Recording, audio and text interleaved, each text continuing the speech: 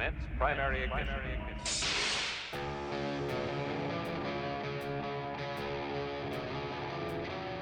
This is the way.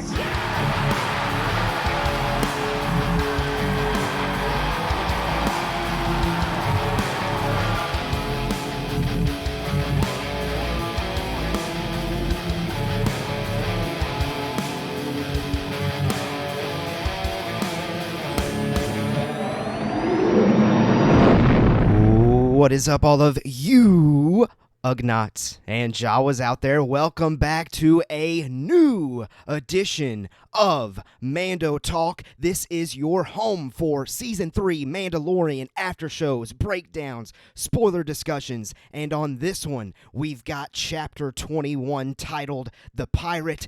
I'm your boy, Caleb Keller. I'm back. And joining me on this one, it's been so long that some of you that are new listeners may have not even heard of him before, but those of you that are longtime listeners, you know him, you love him. DJ Foster at Rebel Scum Texan on Twitter is here. DJ, what's up? Oh my gosh. It's been so flippin' long. Yeah, so many things that I couldn't prevent. Things that if I even tried to prevent, I would have regretted preventing. Yeah. And I'm glad to just finally, and here's the truth. I've never discussed a Mandalorian episode on Mando Talk. And all the time I've been doing this with you, it's the first Mandalorian episode. Even when Book of Boba Fett dropped the random Mando stuff. Right, yeah. That is my true. daughter, I was in the hospital when my daughter was born when that particular episode premiered. So I've never discussed Mandalorian exclusively. And I'm so happy that this is now the first time I get to do it. I feel like it's taken way too long, but I'm glad it's here. I'm glad it's happening. Yeah, I'm pretty stoked. I'm pretty stoked to be doing this one with you, DJ, and I'm pretty stoked yet again for those of you here listening. If you are new here and you have not hit that subscribe button on whatever platform you are on, be sure to hit that subscribe button. YouTube, Spotify, Apple Podcast, any and every podcast platform. Check us out. Smash that subscribe button. Rate us 5 stars. Hit the like button. Do all of those great things to help us get out there and for everybody to see us. Can't wait to continue to cover this season. We are over the halfway point officially, but we are going to continue to do these companion podcast episodes, releasing every single Friday until the last episode of this season, and it's coming very, very, very soon. But anyway, we've got a good one to discuss here, at least in my opinion. I'll go ahead and give my overall thoughts before we dive into the breakdown, and I'll ask you, DJ, to share your overall thoughts as well. This one was so fun. From beginning to end, the pacing of the Carson Teva stuff, the pacing of the pirate / Grief Karga stuff, the going to the covert and connecting that to Carson Teva and what he had going on, and then this culminating moment there at the end and the massive tease of the great villain coming back yet again, Moff Gideon. Spoilers, by the way. I loved every single second. I loved every single second of this episode. There's really nothing else for me to say regarding overall thoughts because I'm really anxious to get into this breakdown, so I'll pass it to you, DJ. What are your overall thoughts on the episode? Oh, I loved this episode. I mean, I'm still in the aftershock of seeing Keller and Beck and Ahmed Best come back. So I was like, nothing's ever going to top that. I mean, honestly, like I'm bummed I couldn't be on the episode last week because I didn't get to talk about that. But this episode, I loved the Carson Teva stuff. And I was talking to my dad about this. My dad's been watching Mandalorian with the rest of my family and I'll get to work with him. And so we when we're not working, we'll have conversations about Mandalorian or Star Wars or just whatever else we're into. And so I was mentioning to him how there's this really cool through line right now that's connecting Carson Teva to the sequel trilogy. Mm-hmm. And it's only noted in a couple of times, and it's the playing of the March of the Resistance from The Force Awakens. Yeah. And the first time I heard it, I think was in the Dr. Pershing episode, and I immediately recognized it. Mm-hmm. But this episode was really cool for me, and this is, I think, my biggest takeaway from the whole thing. We'll probably talk about it more, but it's seeing the dichotomy between him representing the Resistance, I'll use those terms, And then I don't remember the woman's name who tried to kill Pershing. Elia Kane. Elia Kane. That's her character's name. Character's name, yes. Okay, so Katie O'Brien, actress, so I believe. You got old Kane over here, and she's raising it too, and and she's kind of the representation of the First Order in a way.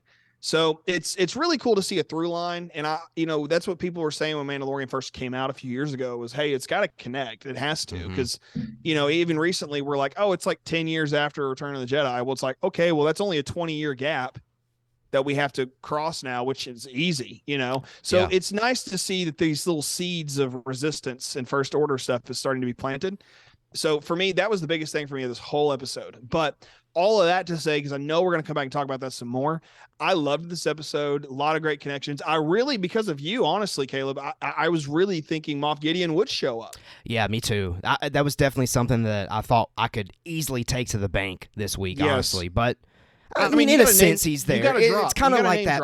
It's kind of like that Palpatine presence. Like, you can feel Moff Gideon throughout this entire season so far. We just haven't physically seen him yet, but it's coming soon. Soon. And not just that though. I mean, if he doesn't show up, we got 2 episodes left. 3 episodes left. Yeah, it was the 5th one. So we got 3 more. And it's gonna connect, I think, really well. If he's not in the next one, for sure. The penultimate, yeah. I'd be shocked if he's not in the 7th. I'm just floored by what they're doing with Bo-Katan, and I love what they're doing with the Armorer. Yeah. I mean, everything's great, and this episode's really pushing that envelope a lot. Absolutely, and it's been a lot of fun to just kind of sit back and listen to you and Zach. And then also just watch the show and be like, oh, that's something I hadn't thought about. So for me, it's just been a lot of intake, not a lot of outtake. You know what I mean? So here I am, and it's nice to kind of finally get the chance to talk about it. Yeah, well, let's talk about this episode then in all its glory.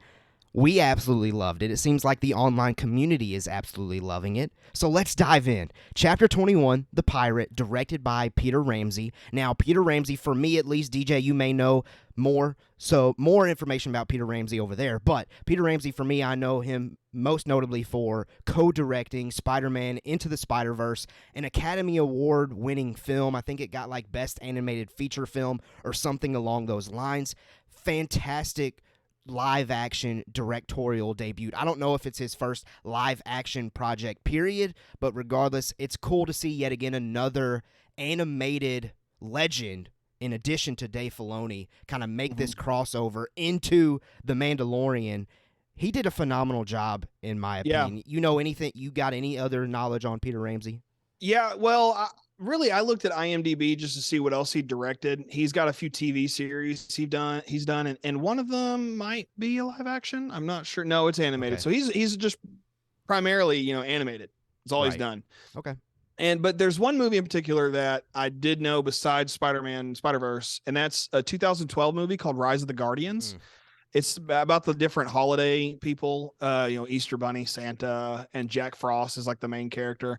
I saw that when I was working at the movie theater 11 years ago. And when I saw like every movie that came out, I took full advantage of that perk. But a lot of free movies, but I did see this one. I mean, if I had paid for it, I probably would have not liked it as much. It's just one of those weird movies. So it's funny now seeing, that particular movie jump to Spider-Man, jump to Mandalorian. Yeah. It's been a steady rise for him, I think, in his ability to direct and really. Most impressive. And take on those. I did that Vader quote as Obi-Wan just then, I think. I didn't mean to, but it's I think that's what he's been doing, and to see, and it's great that he's got somebody like Filoni who kind of walk so he could run in a way. Yeah, there you go.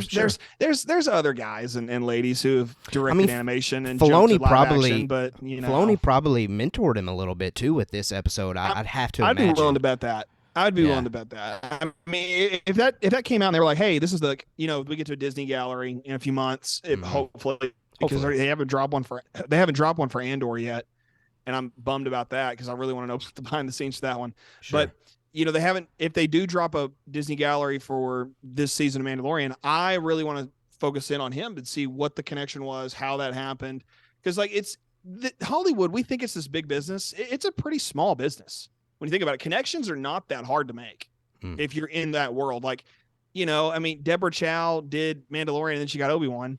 It's like, well, Dave Filoni, he's doing all these animated projects before, everything from King of the Hill to Avatar Airbender to, Clone Wars and Rebels, and now Mandalorian. It's not that hard to like see, okay, I know this guy and he's going to be really good at this, so let's get him in here. That there's really good chance that was some kind of a call that was made. So all that to say, I really enjoy just what Peter Ramsey has done and what he's doing now. And I hope he continues in live action because I have really enjoyed this episode. Yeah, absolutely. I do think he's actually on deck to direct.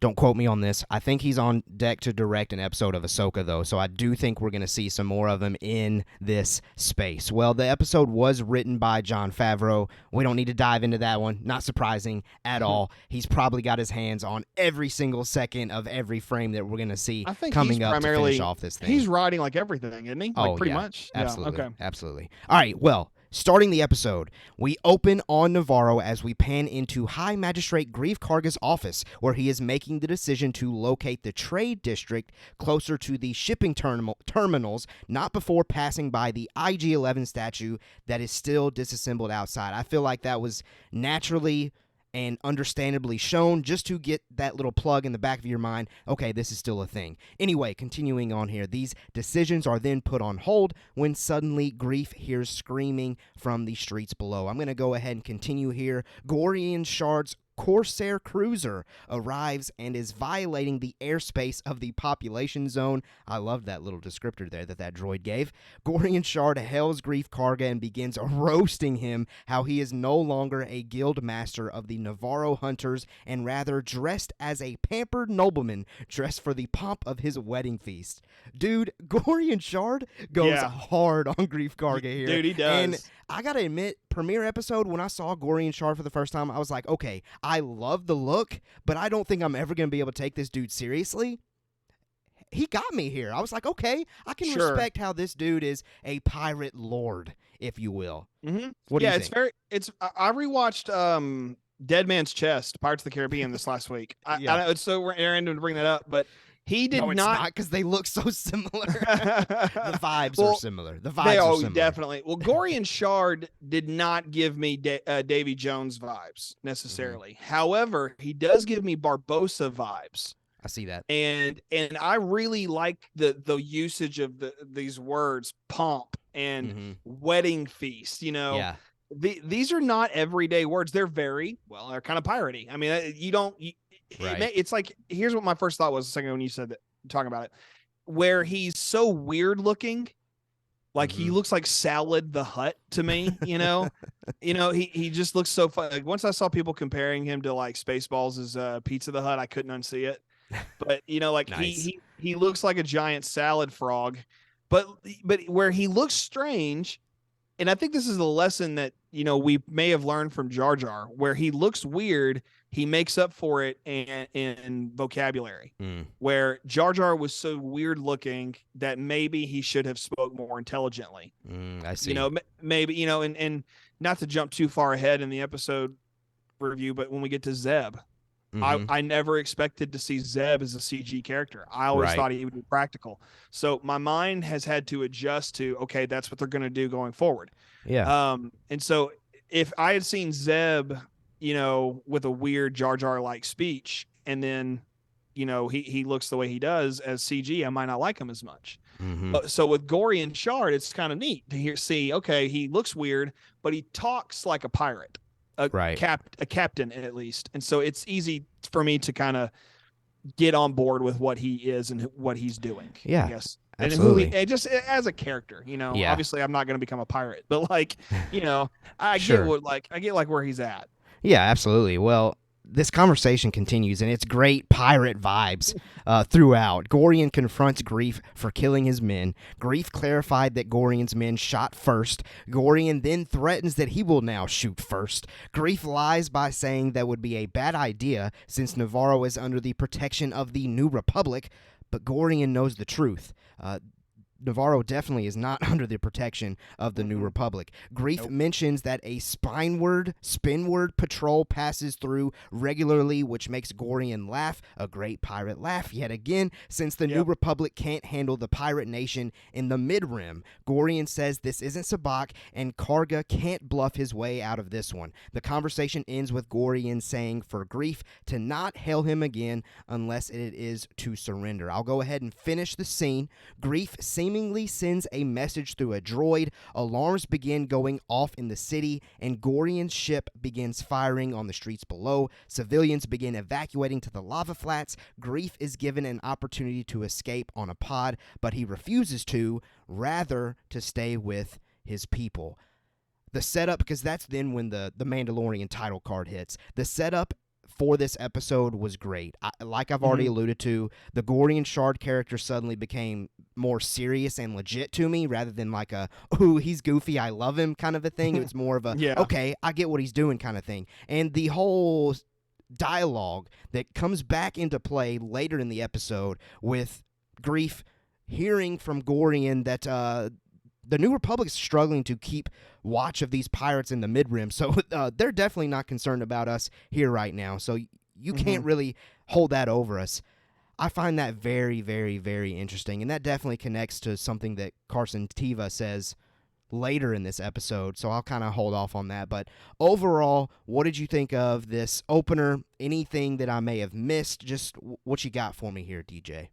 Everything you said was great. I do want to throw this in there kind of as just like I noticed this. I don't like crowd scenes in disaster moments in shows and movies when there aren't children involved.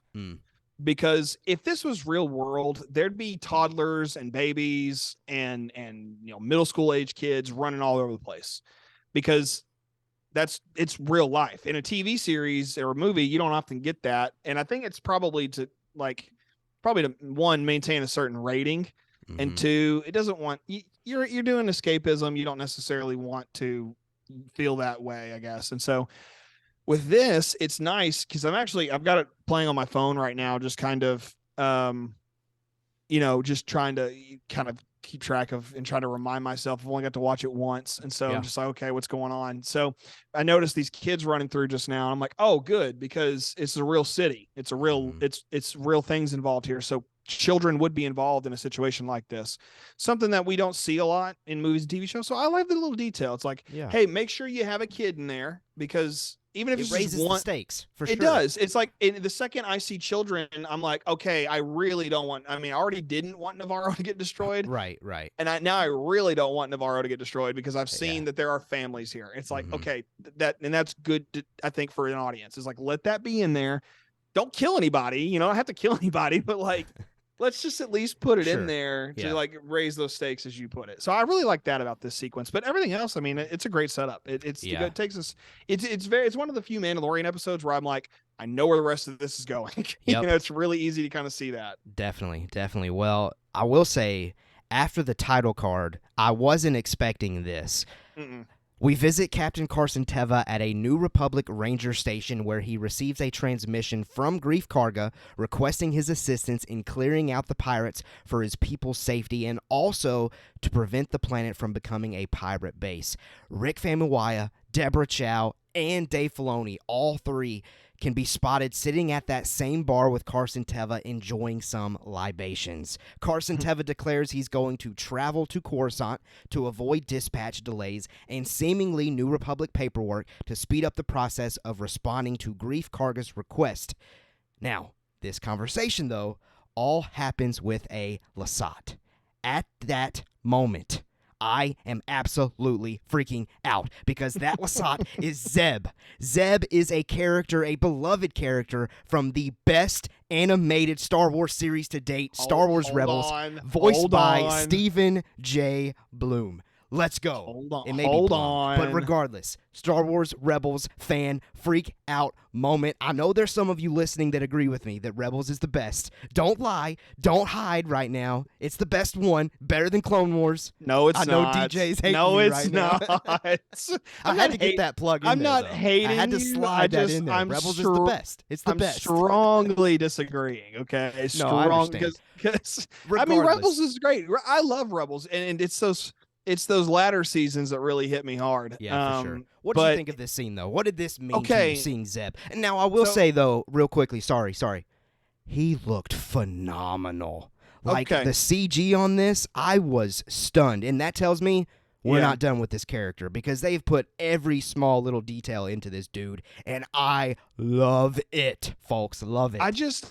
I wasn't I said this a second ago. I was not ever expecting Zeb to be a CGI character. Mm-hmm.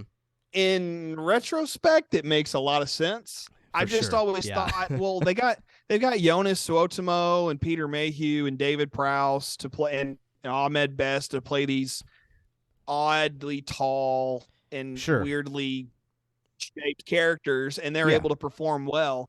You know, I always expected Zeb to be practical, but I'm having a hard time still adjusting to the fact that he's CGI. I've got it paused right here on my phone. I'm looking at it and you know what? Next to Carson Teva, it looks pretty good. You know, I'm glad he's not a rubber mask. I think if you're going to put emphasis on a character going forward and and just say this character is going to be CGI, here's our quick, test run with it. Mm-hmm. This is the right way to do it, because he's a beloved character. Yep. Whatever issues there are, there will be those who forgive those issues. Thinking about Ahsoka with the head tails. Okay. Mm-hmm. They're not the right length for that age of her character. They didn't have the right, stripes situated on it. Whatever. We forgave it because we like what they did. Yeah. It's great stuff. With Zeb, it's like if there are problems, we forgive it. Now, I love that he was there. It was really kind of shocking. It's not something I expected. Yeah. I mean, I never expected Ahmed Best, even though I joke every season, who's going to show up in this season of whatever? It's Jar Jar Binks. Well, he finally showed up. By association, for sure. Exactly, and so it's I never would have said, oh, Zeb's in Mandalorian season 3. I never would have said that, because I wasn't thinking about it, but it makes all the sense in the world that he's here. I love that he said, okay, I'm done with, the Ghost Crew. I'm going to go be a pilot now. Mm-hmm. I'm going to go enlist. He that's just the perfect thing Zeb would do. And Dave obviously is behind some of the writing here and telling John, hey, let's plug him. Or maybe John's just I love this character. Let's plug him in. Mm-hmm. This has got to be a character that Jon Favreau loves. Otherwise he wouldn't be here. So seeing him next to a real life person, and the lighting, it just looks great. It does. I think that when Ahsoka comes out, we're going to get that. Okay. Thank you. The whole Rebels crew's back, and I'm still holding out for Force Ghost Kanan. That would be cool. That'd be very cool. I really think that they will do that. I don't see why they wouldn't, I mean, just what he did there at that sacrifice at the end, the whole world between worlds things, it's got to come into play in Ahsoka somehow, somewhere, at least by mention. And then just having Zeb here is just hey, don't forget, we have this show a few years ago, and you can check it out. And that's what Mandalorian's been doing for 2 seasons now. Oh, you haven't seen Clone Wars? You better watch Clone Wars. Oh, you haven't seen Rebels? You probably should watch Rebels, Yeah. So it's one of those things that it's a through line. It's a throwaway. It's just a big fat connection, and we're getting there. Yeah, and I also appreciate, though, they are doing a great job of making fans that haven't seen those shows feel like they're not being left out. They're introducing these characters in a way where they are accessible first-time viewers for those characters. I mean, so I appreciate that decision. I couldn't ask for a better way to do this either, because you're going to throw Zeb in there. For all of us, we're oh my gosh, it's Zeb. And in the first episode, oh my gosh, there's Purrgil. And now it's well, what's the space whale? Well, what's the pointy-eared purple dude? Who's that? Right. And so now people are going to dig into it, maybe, hopefully. I think that's what they want. Yeah, for sure. It's just plug in their previous content, and those that are just wanting to know more will go check it out. That's business. Business is booming, baby. Business is booming. Indeed. All right, well, Carson Teva arrives on Coruscant to speak with Colonel Tuttle As Elia Kane looks on, this chick's showing up everywhere. She's starting to get on my nerves, but she's written so well as far as kind of playing that kind of role, I guess. Anyway, we'll continue. Carson barges into Colonel Tuttle's office where he's working with files potentially similar to those that Dr. Pershing was working on. Maybe that's why he's overwhelmed suddenly, because Dr. Pershing is mentally gone at this point. He's not at that desk working through those files. I don't know, maybe just some headcanon going on there. Carson Teva reveals he's assigned to the Adelphi base and is requesting permission for an Adelphi squadron to go to Navarro. Now, he essentially shows Colonel Tuttle the transmission from Grief Karga. Elia Kane walks in to try to, be a fly on the wall. Like, she's trying to listen in on what's going on because she's definitely working for Gideon or something along those lines. And the Colonel's hesitant to greenlight any help to Navarro due to it not being a member of the New Republic, and they have requests to deal with from member systems. First, Carson Teva believes the ruling of Moff Gideon, including Imperial remnants on Navarro, and now this pirate attack are all connected. Elia Kane steps in and says it may be best for the High Magistrate to see why becoming a member of the New Republic would be valuable, suggesting to let them suffer, which was a very imperialistic kind of idea there, to not want to help and just let them suffer and see, okay, this is why you need the New Republic to step in. Elia Kane views it as someone needing to see a new perspective before they can see the light. Carson Teva immediately throws shade by saying her sort didn't see the light, that they were captured. Kane says she was liberated. Colonel Tuttle essentially declares they will do nothing. Before walking out, Carson Teva gives that big line we've seen in trailers: there's something dangerous happening out there. All of these events, it's not a coincidence, and by the time it becomes big enough for you to act, it'll be too late. DJ, what did you think of these scenes between Elia Kane, Carson Teva, and Colonel Tuttle here? I won't belabor it too much because I talked about it up at the front a little bit, but I want to throw in a couple of little things I noticed. First of all, Tim Meadows. I love Tim Meadows. He's hilarious. So I love him in Mean Girls. Mean Girls is my favorite chick flick, rom-com, if you want to call it, teen movie, however you want to call it. Yeah. So I love him here. It's great. I was like, hey, it's Tim Meadows. Like, that's Colonel Tuttle. That's the one. Yeah, it's Tuttle. Yeah. So I really like him. I'm like, okay, cool. Just it's sure like our audience knew that. Oh yeah, my bad. I tend no, you're good. I tend to assume too much, But anyway, I love that he's here. It's like, okay, he's a cool actor. I like him. It's fun to have him in the mix because he's this kind of background comedic icon, a little bit in SNL and everything else. So it's like, okay, cool. Tim Meadows is here. I like that.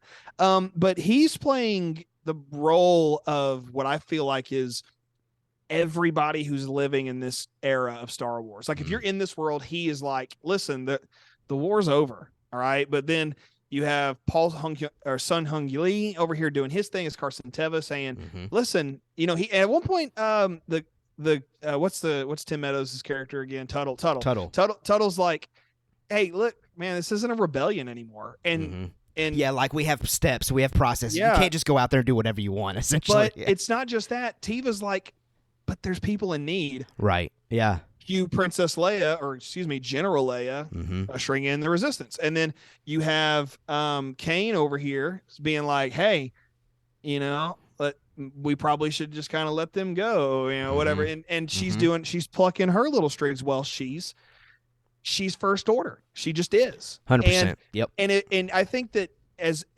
upsetting as the sequel trilogy is to so many people, I'm one of them. Okay. There's issues I have with it. This is really fun because we knew that there would come a day when Star Wars would fill those gaps to help us get to the sequel trilogy. Yep. We knew it was coming. We've always, I say we, a lot of people, including myself, have thought, okay, Clone Wars style animation with young Ben Solo. That would be great. And it would be great. I still think that would be great, but they're not doing that. They're doing Mandalorian. They're doing Ahsoka. They're doing Skeleton Crew. Okay. So they're, and Book of Boba Fett. All of these things are going to connect down the road somewhere. Yep. And that somewhere down the road is The Force Awakens. So Disney knows what they're doing. They have to connect to those movies. So people who are upset right now with the things that are happening at Lucasfilm, me in particular, we cannot disregard the sequel trilogy and say that's Legends and move past it. We can't do that because this stuff right here is what in this scene. And literally in this scene tells you everything you need to know about the future of Star Wars, what they want to do and what they've already done and how they're connected to it. So I get a lot of like background information from this scene, not so much in the moment, because in the moment I'm like, oh, I know what's happening. I know where they're going. Yeah. But it's telling us, it's sending us messages like, hey, look, there are things at Disney and Lucasfilm right now that suck, plain and simple. We're getting through it. Here's how we're doing it. And it's like, okay, great. Let's get to that. So my take on this scene is, one, I like Tim Meadows. Okay. And two, I like that we're connecting. Yeah. And the quicker we get there, the better. Yeah, for sure. That's kind of how I feel about this. Yeah, well, reading between the lines there, great world building of this dialogue for sure. You can kind of get, you can, just from this conversation and from the Dr. Pershing episode, you can very easily see why the New Republic fails and the First Order rises for sure, because there are so many gaps that these people are missing for sure. Well, one more thing I'd like to mention is that this is just a little like Easter eggy thing for me. Okay. I still play Battlefront 2 on PlayStation a lot. Just when I get online and I play, I just enjoy it. One of the appearances of like an officer or a heavy for the rebellion looks like Tim Meadows. It's the mustache and I know, and the outfit. And I was like, did they do that? I just want to know, did they do that on purpose? Like, I see what you're doing, and if they did, cool, because it's a very clear like choice. You like dress this guy like this and give him a mustache. Yeah. He looks just like the guy from the video game. So I'm just throwing that in there and noticed it and moving on. There you go. Well, continuing with the episode, I definitely agree with you there. I think there's some connections with just the way the characters look for sure. Back on Navarro, Greef Karga tries to ignite some hope in his civilians as they've made it to the lava flats to camp out by saying the New Republic will send help.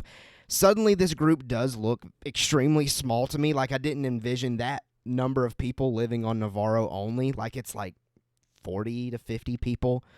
It's probably more so a budgeting thing scenario going on there, so not much to complain there, but it's definitely smaller than what I had expected. Yeah. But that was a nice little quick check-in on Carl Weathers' Greef Karga, seeing how he's kind of leading the charge and keeping the hope up with his civilians. I love to see that. But we do continue with Carson Teva. He has tracked down the Mandalorian covert thanks to R5. The covert declares they will now have to relocate due to the New Republic being aware of their location, or Paz Vizsla gives the other option of killing the, quote, blue. I loved the fact that he kept calling Carson Teva a blue. Din Djarin says Carson Teva has cut him a break once, so he is returning the favor. Carson Teva gives Din Djarin the transmission from Greef Karga. Din asks why he is really there, and Teva reveals he needs Din Djarin to respond since the New Republic won't. Din reveals the covert doesn't have any ships. That was a question that Zach asked last week, so that was important for us to point out here on this podcast.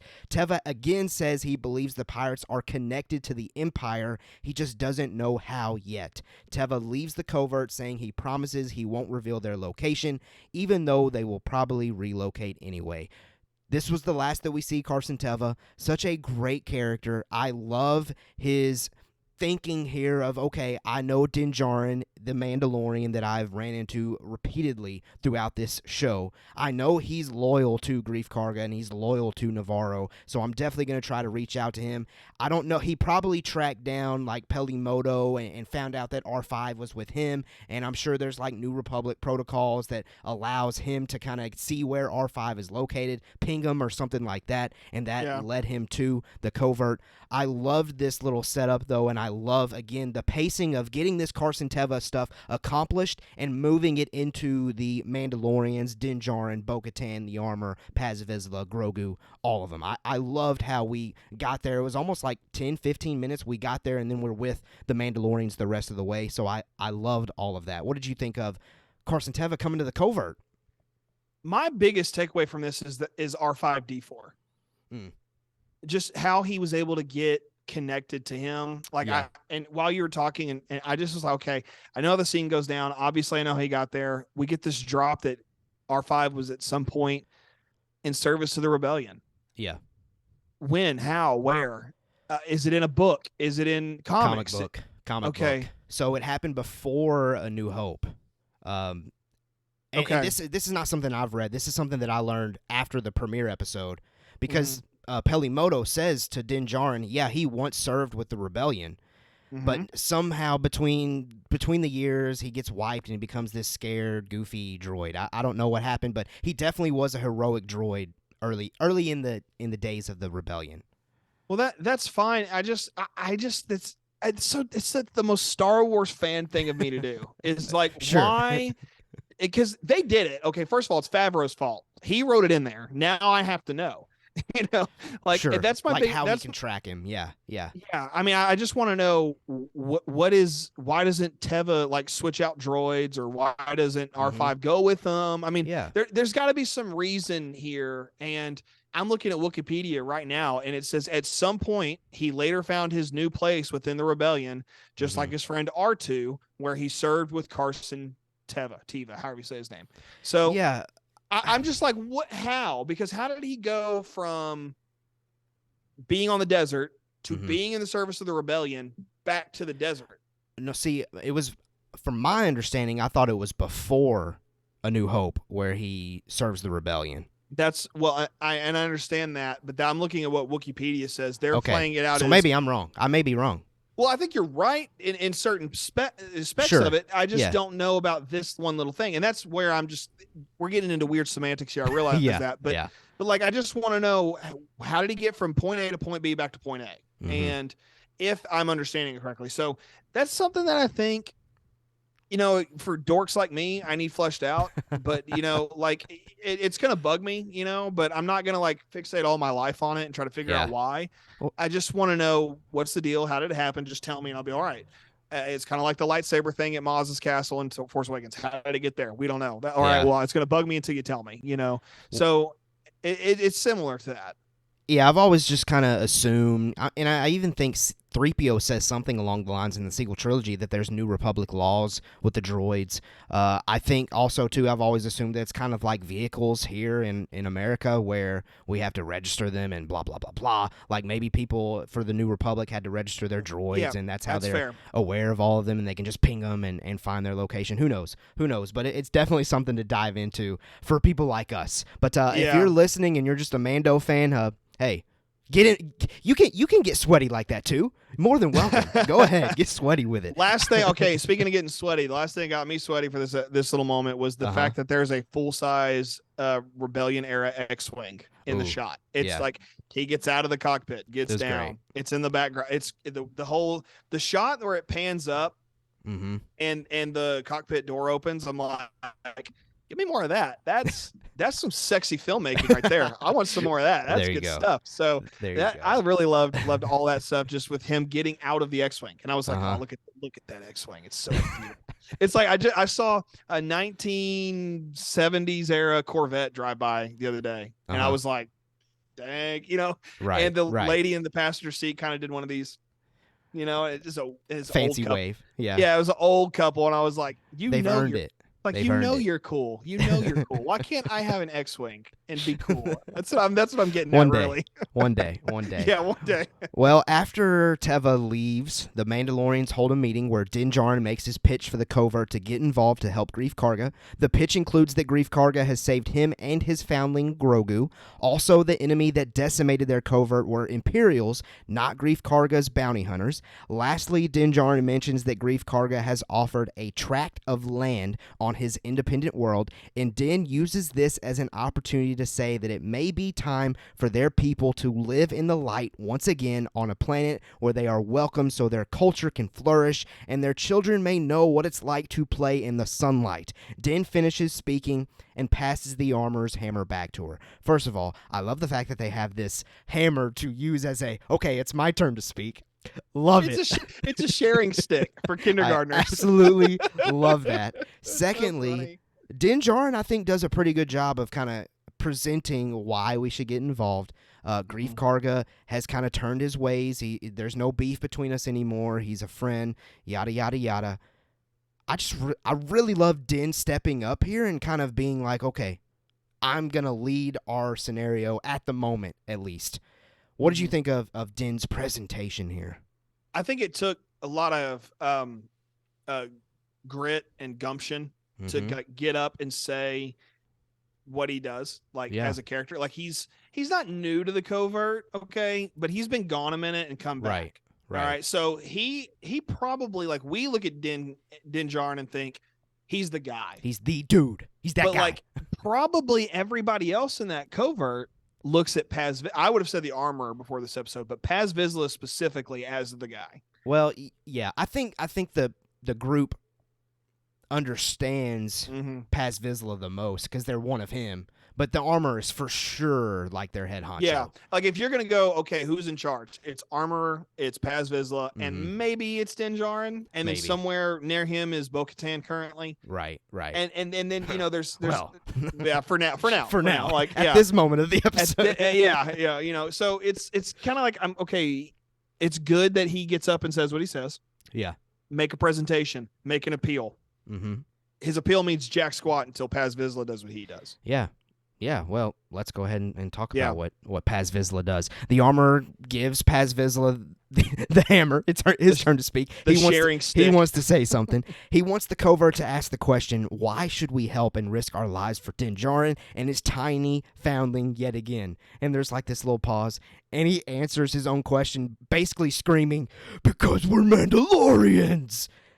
Due to Din Djarin and Bo-Katan Kryze helping save Paz Vizsla's son Ragnar, he commits to Din Djarin's proposal, and the entire covert is in, as everyone, including the armorer, says, this is the way. I loved this. It's cool to see Paz and Din kind of clashing Beskar all of these episodes through the years here. And now because, and again, me and Zach talked about this heavily last week, because Din went out of his way and Bo went out of her way to save his son, I mean, there's a whole new level of respect between these characters. I love this. I absolutely love this scene. I love everyone saying this is the way, including the armor. I thought that maybe she was going to hold off and then give her reasons why they should or shouldn't get involved. But I love the fact that even she got rallied by Paz there, and we're off. We're off to the mission. But before we go to the mission, final thoughts on Paz's "We're Mandalorians, baby." It's like the most like pregame speech football thing you could do. Yeah. Like every guy, I mean, I don't know if girls do this, they might, but like every dude who ever played football, they know like there's one dude who gets up, stands on the little bench in the locker room and gives the speech. Like it happens at every football game somewhere, And for those who may be listening in a different country, I'm talking about American football, not your football, but it happens everywhere. There's always the locker room speech. That's what this is. But it's done in a way that's like, we're going to go save some people, and we're not just doing it for them. We get something out of the deal too. Yeah. Which is very fair, I think, for the Mandalorians to want, because they don't have a place to live. And they've had an exodus. Now they're trying to get home. And it's kind of, it's a little Jewish in that sense, which is not shocking. Favreau's Jewish, so not surprising there'd be maybe a pull there from his background to a degree. So I think that there's elements of that's taking place. But what he does here, his little rally cry, also love that the armor is like there. Because I don't know how old she is, but she, to me, seems old enough that she was there during the Clone Wars. And that's a good gap in time. It's about a 30, 35-year gap in time. So she'd have been young. She's older. Like she does these very quick moves. They're very calculated when she fights. Yeah. So that tells me she's older. So there's a good chance that she's looking for someone to replace her. And I bet Paz Vizsla is the next in line. So he steps up in a moment where they need leadership. But from somebody that's not the armorer. So it's almost like she's training him to take her place. Yeah. And that's how I'm seeing it. Whether I'm right or wrong is a different story. I don't know. But that's what I'm looking at, and that's how I'm seeing it. So I love this scene because it feels like we're progressing somewhere. For sure. That we may not see for a long time. Yeah. But it's progressing nonetheless. Yeah, no, I'm with you on that. I love that idea. Potentially. We'll see. We'll see how it plays. Yeah. Well, the covert then travels and arrives on Navarro as Bo-Katan gives a voiceover of the plan. Mandalorians will drop in to liberate the planet from her ship, as herself and Din Djarin in his N1 will handle an aerial attack. Bo-Katan says the following: Navarro is an independent planet and no longer under Remnant, Imperial, or New Republic protection, but it's that very independence that makes it appealing for you to settle. I thought that was interesting, the fact that she said it's appealing for you to settle, not us, because when she said that, it did cut to the armor, and the armor kind of looked at her quickly before looking at the little holographic map or whatever. But obviously, by the end of the episode, that became a non-issue, so there really isn't much to kind of dissect with that there at this point, at least in my opinion. Well, we get to Navarro, and we're going to go ahead and just hit this mission all at once, and then that way we can just kind of talk about the action and everything that ensues. Din Djarin begins his attack. Din blasts on the Corsair to get Gorian Shard's attention, and Din quickly takes out 2 ships as they crash into each other due to his, yet again, incredible maneuvering. The first team of Mandos drop onto the streets of Navarro from Bo-Katan's ship, making easy work of the first batch of pirates they see. Bo-Katan makes an attack run at the Corsair then at that point. Gorian Shard catches onto their plan and pulls the fighters chasing the N1 back to protect the ship. The first team on the streets gets boxed in by pirates, but a second team led by Paz Vizsla arrives to begin wiping some more pirates out. Bo-Katan and Din are now working together to take out pirate fighters and occasionally taking shots at the Corsair engines. A Trandoshan begins knocking down some Mandalorians with an ion cannon from Greef Karga's office, even knocking Paz Vizsla down for a minute. The Armorer then arrives in the office with her hammer in hand and wipes them all out like an absolute boss, allowing the teams on ground to continue their attack, pushing the pirates out of the city, who are then greeted by Greef Karga and fellow citizens. The pirates on ground are then surrounded, leading to their surrender. Vane freaks out, bails. We're definitely not done with that character then. He's off. Gorian Shard's like, nah, I'm a pirate. I'm going down with my ship. Refuses to surrender, begins attacking the townspeople with the Corsair. Din and Bo begin their attack on the Corsair's last engine, which eventually takes it down to a destructive crash, and Gorian Shard with it. So much great action here. That's why I wanted to go ahead and hit it all. That way we can just kind of relish in the moment. Yeah. Obviously, for me, the biggest moment is definitely the Armorer. I'm not surprised at all that she handles it like that, but I love the way it was shot, where she just kind of walks into the room and the camera's following her, and then you just see her go ham. And then I also really love the way they shot. First of all, I love the design of the Corsair ship. I love the design of Gorian Shard's ship. And I love the way it went down. I loved his actions, why he would stay with the ship, things like that. Paz Vizsla going ham with his heavy weapon. Gosh, this was so cool, so great. It reminded me of one of the best Mandalorian episodes, Chapter 3, The Sin, with Deborah Chow directing. Yeah. Because it was seeing these Mandalorians working together to get a mission accomplished. And on Navarro. Anyway, I've talked enough. DJ, what were your thoughts on this heavy mission action scene? This is very reminiscent to me of the second Death Star battle, both on Endor and in space. There's a lot. I mean, ships are flying everywhere. People are getting shot down. You know, good guys win at the end of the day. It's a hoorah. You know, it's great. All right. So it's a lot of fun for me to kind of like compare. Like I love that comparison first of all, and I agree with you. The design of that ship is beautiful. I believe it comes from an old Star Wars comic book. Ooh, that's cool. And I tried desperately to find it a few weeks ago, and when that first episode aired, and tried so hard to figure out where it came from, because I saw a clip on Twitter. Someone was like, "Hey, here's this ship, and then here it is in a comic book." And I was like, I have to find it. I haven't found it. So if anybody knows what it is, please tell me, because I'm losing my mind.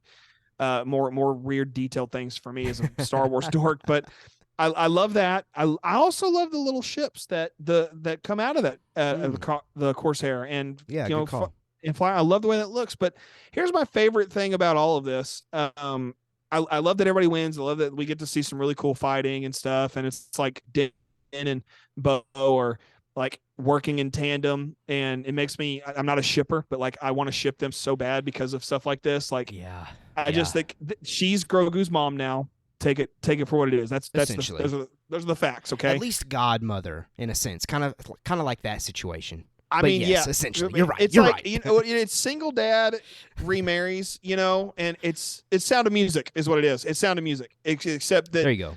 Din and Grogu are the Von Trapps. Okay, so that's where we're at here, and Bo-Katan is Julie Andrews, and it's just it's what's happening, and at least in my heart, that's what I want to happen. But regardless, they're working together. Love that. Now, here's my favorite thing about this: it's Gorian Shard's first mate, the Ugnaught. Oh yes, the Ugnaught. Okay, Yeah. so so this is a very clear Easter egg. The second I saw him, I was like, that looks like Mr. Smee from Peter Pan. Oh, sure.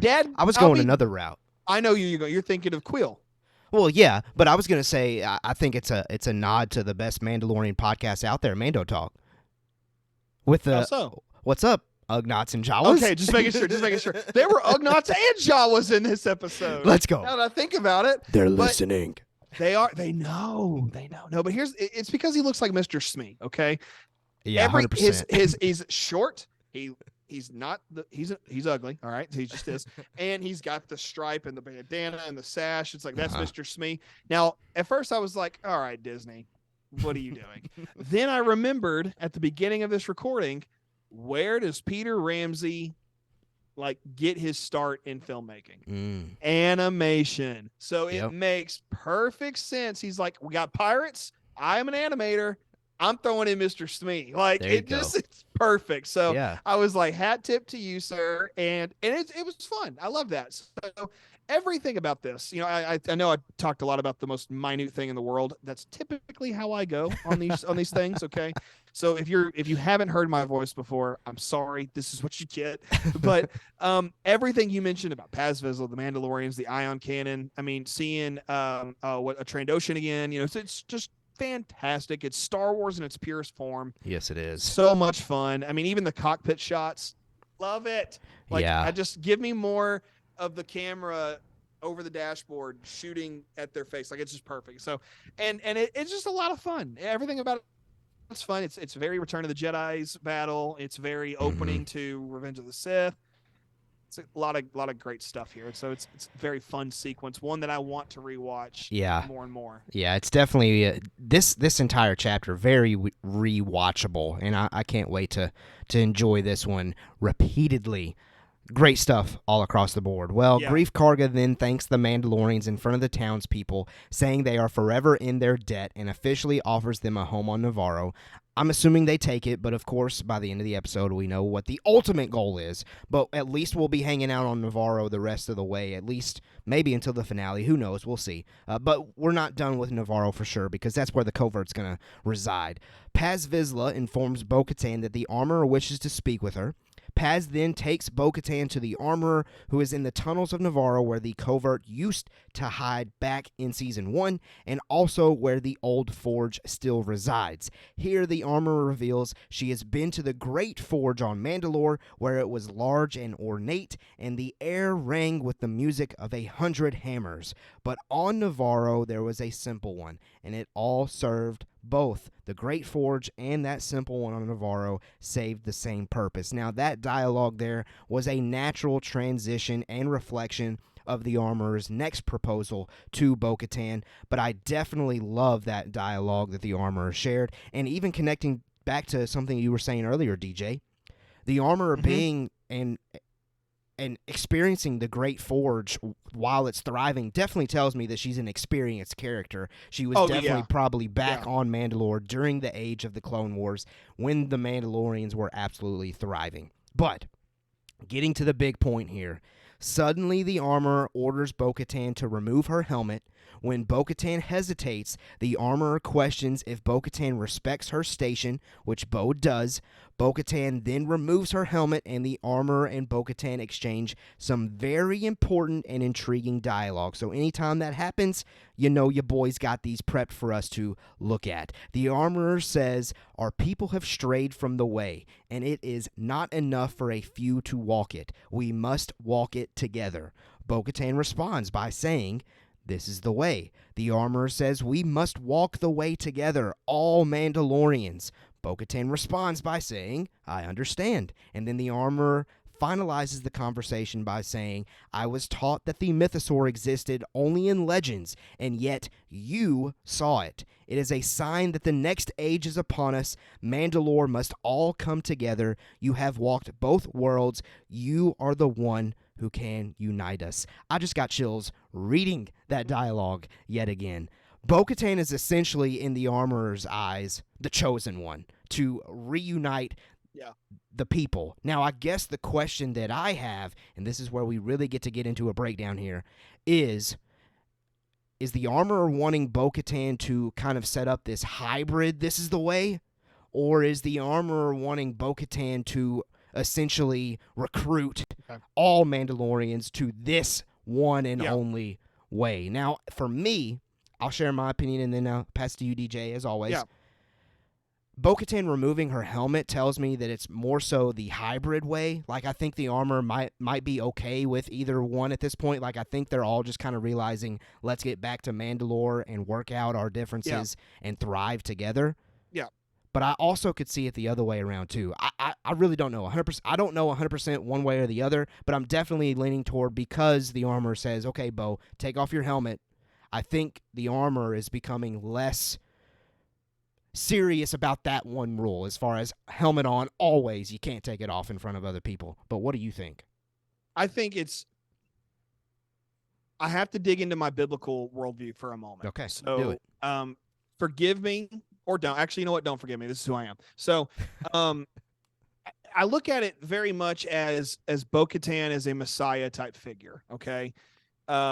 Because she very clearly, the Armorer says, you've walked both ways. Mm-hmm. Okay. So I look at it as, like I said, a very messianic kind of way, where you've got this individual who has lived both sides of the same coin, if you will, where they've kept the law. Okay. Easter's upon us, so you can ask me questions about that later if you want. But, you've got, they followed the law. Bo-Katan followed the law of the way, according to their way, this particular sect of the Mandalorians. Mm-hmm, so then you have Bo-Katan's way, which is what we knew from Clone Wars and Rebels. Helmet off, do your thing, whatever, Even going back to Duchess Satine, who I was really hoping to get a name drop. We haven't gotten one yet, so that's another conversation probably. But we have all of this taking place, and then she says, you know what? You've done it both ways. You've seen both sides of it. You willingly bowed down to our regime, lived as one of us, and you've proven to be somebody we can follow and trust.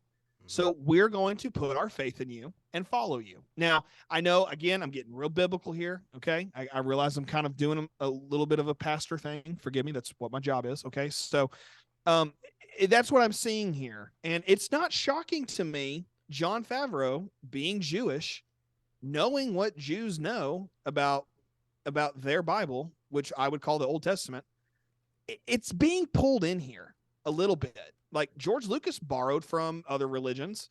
We should not be surprised if that's what Favreau's doing. At least I see it that way. Maybe I'm wrong. Maybe I'm totally off. I could be. I don't know. So I look at it as Bo-Katan is this vessel through which the Mandalorians can become one together. Okay. And it's only whenever we put our faith in Bo-Katan as Mandalorians that we can be restored to Mandalore. All right. So it's this very weird roundabout thing. So I have to pull from what I believe outside of Star Wars and say, that's how I see it. That's what I see happening.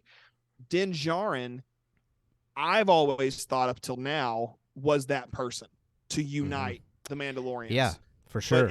But as it turns out, he's just kind of like a disciple of sorts. Mm-hmm. So what does Mandalorian season 4 look like? It's very Bo-Katan heavy. It's going to be, I mean, this has been Bo-Katan heavy, but I think that it's going to be very Armorer Bo-Katan heavy. And I'm just going to be honest. I'm starting to think, well, how much more time do we have with Din Djarin? I think these 3 episodes coming up are going to portray how he comes back into major play. I think so too, but also if Bo-Katan is this, we've got this line, this thing going this way. Yeah. It's going to be very important somewhere. If it's an Ahsoka or Skeleton Crew, when Thrawn finally shows up, Sure. it's something, okay? Yeah. But right now, that's how I'm seeing it, and it makes me Yeah. wonder. Right now, this may be different come next Wednesday. Sure. Right now, I see it as, well, how much more time do we have with Din Djarin? Yeah. And No, I see I that. I see I'm that. probably wrong. I don't think they're going to kill him. No, they're not killing him. They're not killing him. I'm questioning it. I'm Okay. wondering. Okay, Yeah, so that's fair. where are they going, and That's what fair. are they doing? And That's fair. I think we'll see less of the armor very soon. Mm-hmm. Hopefully more of Din Djarin, because I don't want him to be gone yet. And Bo-Katan, she can hang around. I like Bo-Katan, so Yeah, it's all good. We all love Bo-Katan for sure. No, I definitely think there's some interesting things there. Din Djarin to me is I think he's definitely coming back into play with this whole Bo-Katan's now the chosen one thing, because I just think back to, first of all, they haven't made a big deal about the Darksaber yet. I still think we're coming back to that at some point. Yeah. Also, I know I've seen interviews. I'm sure those of you out there maybe have seen it. Katie Sackhoff was in an interview where she reacted to the Mandalorian posters. It was the first time she saw it, and the first thing she said was, "What are you doing with my Darksaber?" Yeah, I saw She's that one. saying that for a reason. I think that there's got to be something that comes into play where Din Djarin becomes, if not number one yet again, at least with Bo-Katan. I think we're headed that way, but we'll definitely we'll see. We'll definitely see over time. Three chapters left though. I know that whole Din Djarin thing is a concern out there of, well, this is suddenly not becoming his show anymore. It's more so focused on Bo-Katan. We still got 3 chapters. We got 3 chapters. I think. Yeah, I think things will present themselves for sure. Anybody who's not seeing this as a episode by episode kind of linear storytelling, you're missing the whole point, because like, I know I'm reacting to it based on what I have seen. Okay. Mm-hmm. I don't know what the next 3 chapters are going to be. Like you said, there's going to be an emphasis switch. Probably. I mean, Bo-Katan's story is pretty well wrapped up. And by the end of this thing, which we're about to get into, we wrap it up and go back to Teva and I need to learn how to say his name. And we bring back in the Moff Gideon connection. So we got stuff going on. For sure. And I think that we are about to, we got that taken care of. Let's turn right and go over here now. Yeah. No, absolutely. Well, let's finish up then. The Armorer and Bo-Katan, who is still helmetless, walk out in front of the covert together. Armorer says Bo-Katan Kryze is going off to bring other Mandalorians in exile to us so that we may join together once again. Paz Vizsla says, but she shows her face. Armorer then responds by saying Bo-Katan walks both worlds, and she can bring all tribes together. Din Djarin then kind of head nods toward Paz, like, okay, this is okay, Paz, chill, it's all good.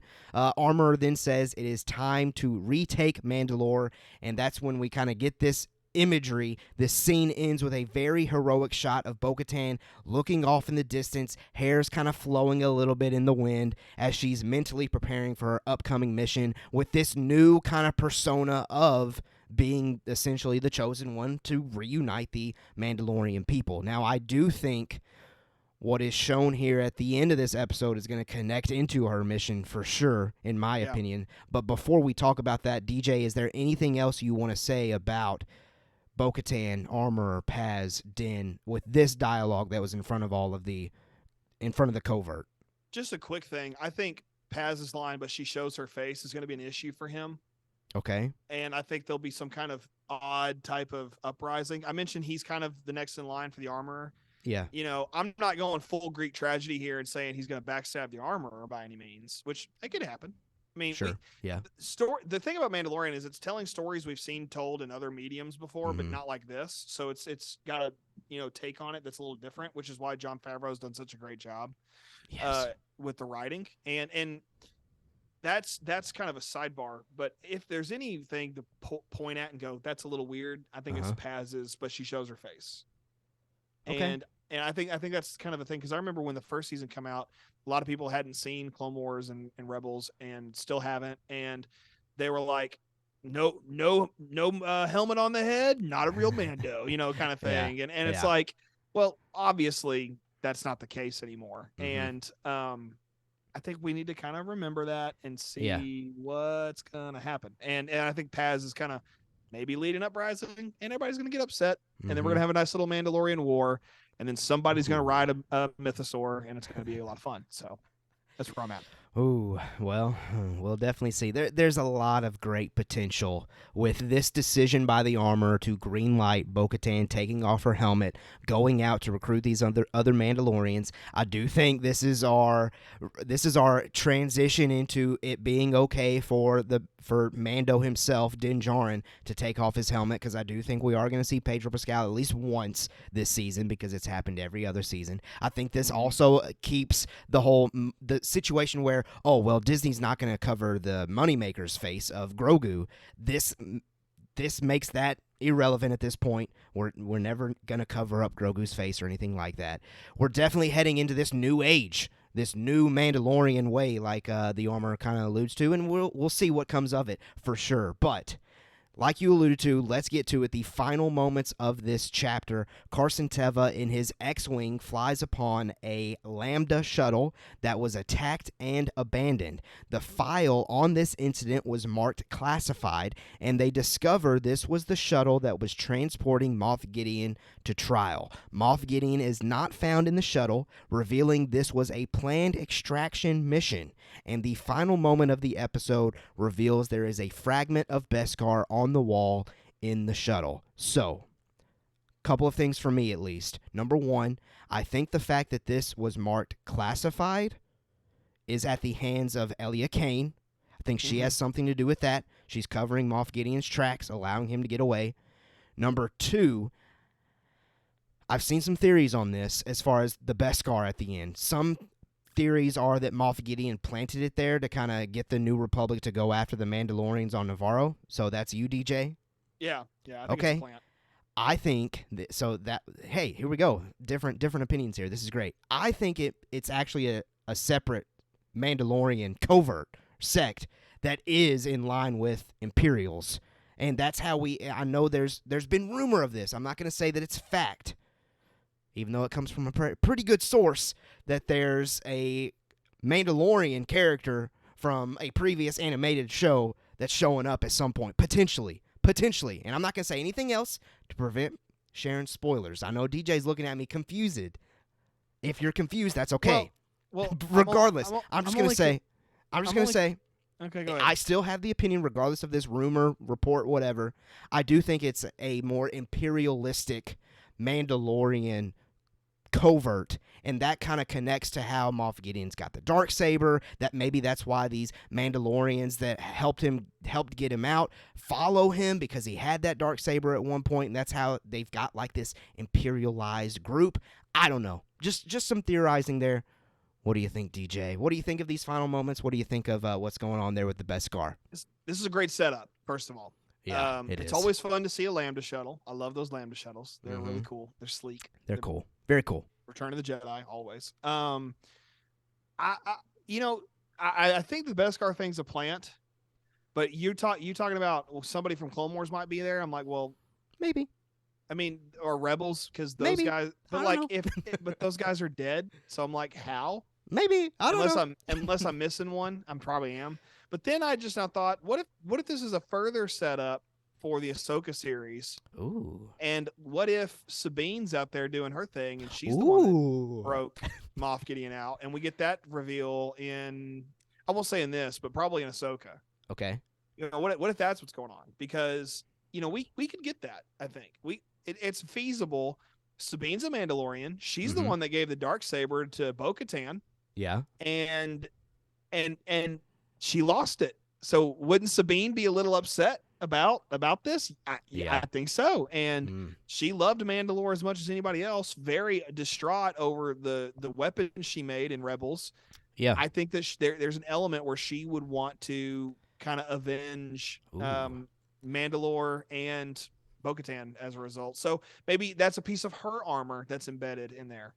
So you're saying this group of Mandalorians got him out to bring further pain rather than save him, essentially. Yeah. Ooh, I see. Like, I didn't even view it that angle. Potentially, it's more. I think that's more interesting. First of all, like if there's another Mandalorian covert out there who's sprung him from jail just to kill him, cool, whatever. I don't care. Like it's fine if that's what you want to do. It's more interesting if you bring in another character. Okay. We already know who's playing Sabine. Yeah. Okay, so put her in the show. Like it's not a big deal. Interesting. But I came up with that just now. Like absolutely. Up until this moment, I've been like, it's a plant. Mm-hmm. Like if the Imperials sprung him from jail, which is just as likely, very likely, yes. I'm starting to formulate. Okay, well, Moff Gideon gets connected with Kane, who previously worked for him, and she's playing the game right now. And then Grand Admiral Thrawn's still in the mix. So what if they're just trying to get back to Thrawn so we can start cloning Palpatine and get some Snokes made and move on to TFA? These things are happening. That's what they're doing. To deny that is dumb, plain and simple. So it's going to take some time to get there. Mm-hmm. I think that we're starting to really say, okay, let's get the ball rolling. Mandalorian's been great. Din Djarin's awesome. Grogu's awesome. But let's connect. Yeah. And I think that we're doing our own kind of storytelling networking right now. Mm-hmm. That's fair. So, that's kind of that. Yeah, I think something else to consider too as well is just thinking about the scene that came before this. We know that Bo-Katan's going out to find other Mandalorians. I think it's very likely then that one of the groups that she stumbles upon is being led by Moff Gideon somehow, and that's how we have this massive confrontation. And also that would explain the group that bombed Bo-Katan's castle back in episode 3. No, it was episode 2. No, it was episode I don't remember. 3, because it was the Dr. Pershing episode. It was the 3rd episode of this season. So that would explain why there may have been some TIE fighters that showed up. Maybe it was Moff Gideon. Maybe it was larger than that. We'll definitely see. But I can't wait to figure it all out together. Can't wait to do the Chapter 22 breakdown next week. But before we end this podcast episode, because that does kind of wrap up our breakdown, we want to hear from you guys. I sent out a tweet, asked you to give us some thoughts, opinions, theories on this chapter of The Mandalorian. So we're going to look at those together, and we're going to start with Rock Peterson on Twitter. Sent in the following. Said, I'm hopeful about the evolution of the covert. It's great to see Vizsla not always being an antagonist. Excuse me there. I'd love to see others have the opportunity to remove their helmets. Of course, that's partly because I'd love to see some of the Mandalorians turn out to be non-human. That would be really cool. Give me a Rodian that takes off that helmet. Oh, I would absolutely love that. That'd be great. I would lose my mind. But I do think it's very, very, very, very interesting and possible. I've seen that the voice for Paz Vizsla has been recast quietly. It's not Favreau anymore. So maybe they're trying to put a face to this character that's not Jon Favreau. Maybe that helmet is coming off, and maybe we're going to start seeing more and more Mandalorians. Anyway, thoughts on that one, DJ, before we go to the next? Trying to remember who's playing Paz Vizsla now. That is definitely something that we could consider. Let me go ahead and go to the next one. You got it? Tate Fletcher. Tate Fletcher. There we go. Well, got a spunky-looking mustache on Wikipedia. Does he give a Paz Vizsla vibe? Oh yeah, he was at the premiere. Like he was. If you were watching Star Wars' Instagram story, the premiere day, I was. Yeah. He was very much there, and he's like, "What up, guys? I'm Tate Fletcher. I'm playing Paz Vizsla," and I was like, "What happened to Favreau?" Right. So yeah. Interesting decision. If I saw this guy and he's bald, I don't know why. That it just seems like Paz Vizsla would be a bald buff dude. I don't know why. It just does. Yeah. Kind of gives me vibes like the guy that got chopped up by the airplane that Indy fought in Raiders of the Lost Ark. Yeah. That particular guy. So vibes like that, but he's like, I can take you kind of deal. So yeah, I think he could be Paz. But yeah. There you go. I like it. All right. Well, next, Pan on Twitter. Theory: Sasha Banks has Moff Gideon. That would be really cool. That'd they did say at the beginning of the season that Bo-Katan's crew split and did their own thing. So that's right. Yeah, that's right. And I don't think I think.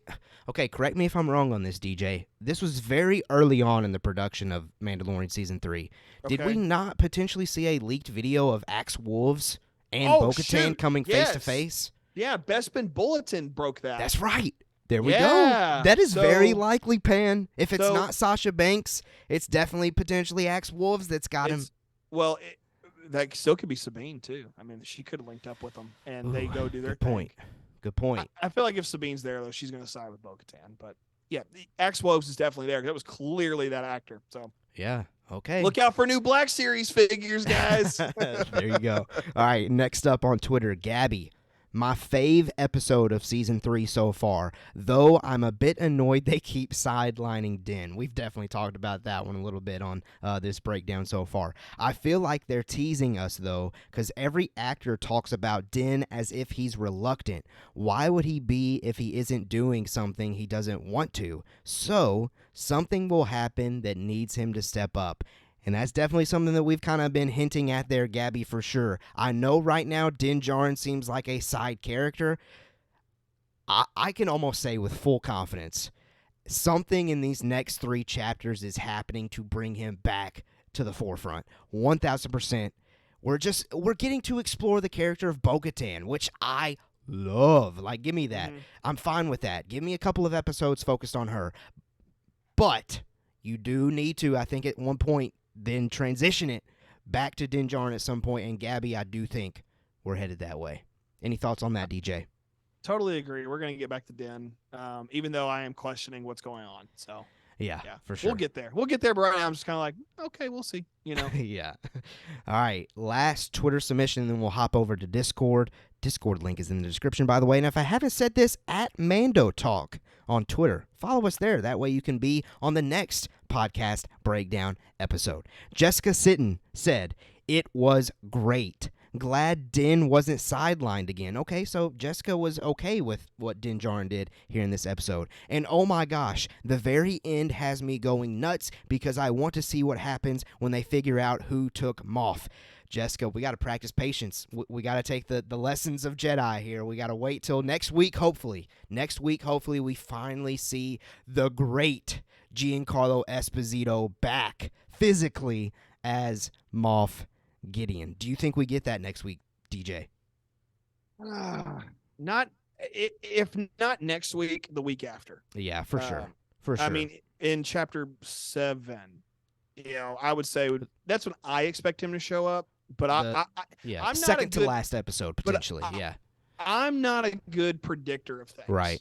I mean, like the best prediction I ever had was I predicted that the Tusken Raiders would ride speeders. Okay, and that was just wishful thinking. Wishful thinking, yeah. And then it happened. I was like, well, okay, manifested that. That's awesome, But that's the luckiest I've ever been. So I can't say. I don't know. Yeah. I mean, if he shows up, I think it's 7. But watch, I'll be wrong. He'll show up next week. So, or not show up at all. I have no idea. I've got nothing. He'll show up eventually in this season for sure. You know what? Just to be different, I'm gonna say next week. Look out for it. You wanted him to be here this week. Just tack him on next week. I did. I heavily believed. I made a YouTube short on the fact that I thought Moff Gideon was going to be here. There was evidence. And he didn't show up, but his presence was felt, and that's when you know you've written a great villain, I might add. Mm-hmm. Yep, I would agree. All right, hopping over to Discord, Melanie sent in the following. I love when the armor gets awesome with her forging tools, and Paz dropping in with his blaster. Great to see the Anzellans again. Hey, I forgot to mention them for sure. That was great. I love seeing them. The writing in this was so good, and the air rang with the music of 100 hammers. Had that in quotes. Wow. Yeah, I love anytime the armorer is talking, the dialogue that the armorer always shares is spot on. Then Melanie included here in parentheses, I also liked how she spoke more relaxed and quietly at that moment, as if dropping her formality to just converse normally. The episode was amazing.